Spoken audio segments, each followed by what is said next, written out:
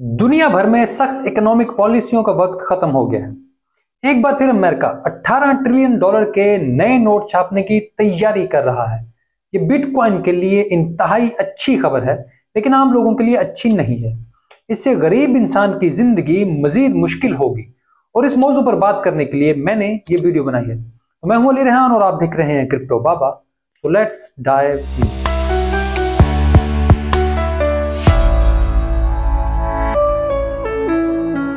बात शुरू करने से पहले एक मशहूर गलतफहमी दूर कर दूं कि अमेरिका के पास लामुतनाही डॉलर छापने का इख्तियार है और वो जितने मर्जी डॉलर छाप ले, इससे इसकी मईशत को फर्क नहीं पड़ता। तो ऐसी कोई बात नहीं है। अमेरिका को डॉलर अगर छापने हैं तो इसको एक एक डॉलर का हिसाब पूरी दुनिया को देना होता है, क्योंकि ये रिजर्व करेंसी का दर्जा रखती है।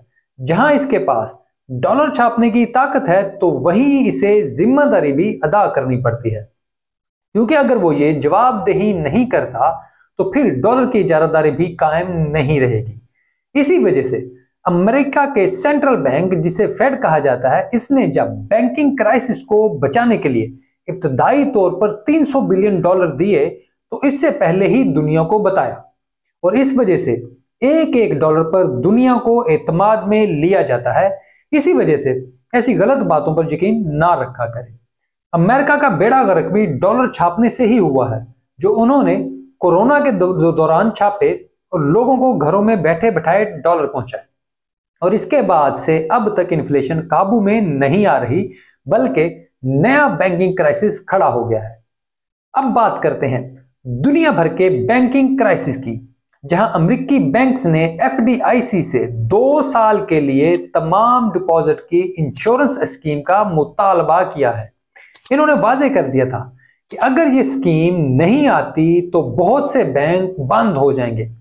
ब्लूमबर्ग के मुताबिक अमेरिकी हुकाम फेडरल डिपॉजिट इंश्योरेंस कॉर्पोरेशन की कवरेज तमाम डिपॉजिट तक बढ़ा देंगे। अमेरिकी महकमे खजाना के पास ऐसा इख्तियार मौजूद है, मगर यह मसला सिर्फ यह है कि अमेरिका में कुल डिपॉजिट्स 18 ट्रिलियन डॉलर है, जिनको इस वक्त मुकम्मल तौर पर गारंटी करना इंतहाई जरूरी है।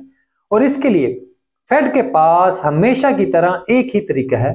यह जादुई एक्सचेंज स्टेबलाइजेशन फंड है, जो बैंक बेल आउट सहूलत, बैंक टर्म फंडिंग प्रोग्राम या BTFP को बैकस्टॉप करने के लिए इस्तेमाल करता है। हर बार नाम कुछ और होता है, लेकिन वो हकीकी तौर पर बस नोट छापते हैं। ये नोट छापने वाली पॉलिसी स्टॉक मार्केट्स और क्रिप्टो को बहुत अच्छी लगती है। पिछली बार भी कोरोना के दौरान जब नोट छापे गए तो इस वक्त मार्केट बॉटम आउट हुई और फिर बुल रन शुरू हुआ। इस बार भी जैसे जैसे ये खबरें आ रही हैं तो बिटकॉइन ऊपर जाने लगा है।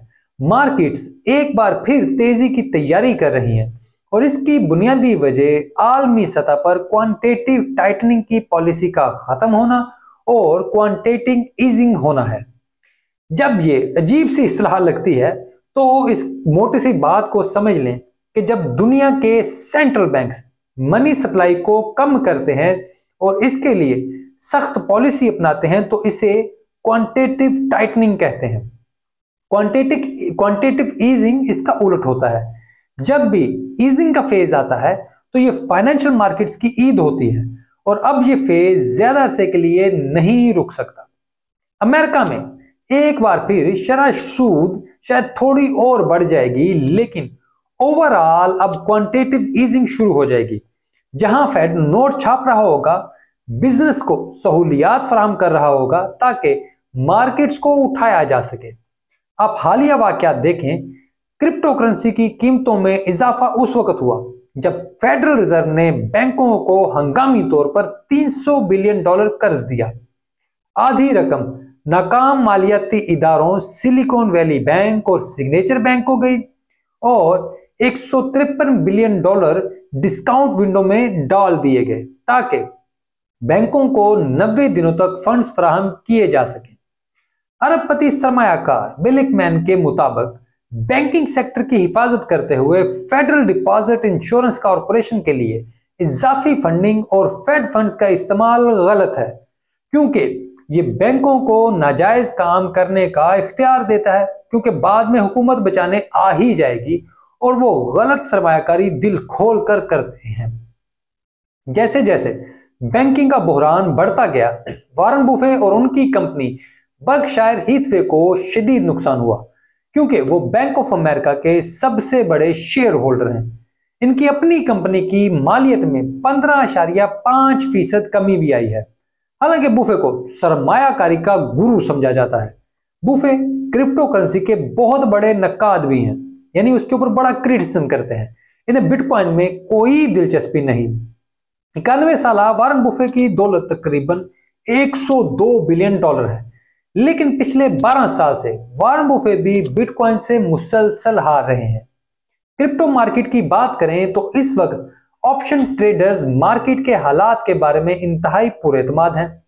ट्रेडर्स और इनके जज्बात का अंदाजा इस वक्त फ्यूचर जोन से लगाया जा सकता है, क्योंकि लोग लॉन्ग और शॉर्ट पोजीशन में बेतहाशा ट्रेडिंग कर रहे हैं। आमतौर पर लॉन्ग ट्रेड्स मार्केट में तेजी को जाहिर करते हैं, जबकि शॉर्ट ट्रेड्स मंदी के लिए होते हैं। इस वक्त 0.70 का चार्ट टू लॉन्ग रेशियो इस बात की निशानदेही करता है कि short option open interest long options की तादाद से पीछे है। मार्च में ज्यादातर neutral to bullish call options में इजाफा हुआ है, जो डेरिवेटिव्स ट्रेडर्स की बढ़ती हुई लालच को जाहिर करता है। वैसे जिन लोगों को इन चीजों का अंदाजा नहीं है, उनको मैं अरबी ही सुनाता हुआ लगूंगा।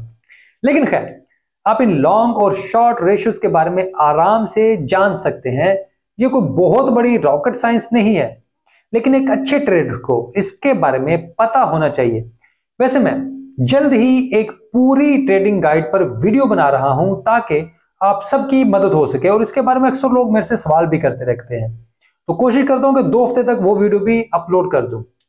खैर, कुल मिलाकर मामला यह है कि इस साल के आखिरी 6 माह क्रिप्टो इंडस्ट्री के लिए अच्छे होंगे, और आने वाले हालात ये बता रहे हैं कि बिटकॉइन लोगों के लिए मजीद अहम हो जाएगा, क्योंकि जब इतनी बड़ी तादाद में डॉलर छापे जाएंगे तो ना सिर्फ डॉलर पूरी दुनिया में डिवैल्यू होगा, बल्कि इसको रिजर्व में इस्तेमाल करने वाली करेंसियों के भी जनाजे निकल जाएंगे।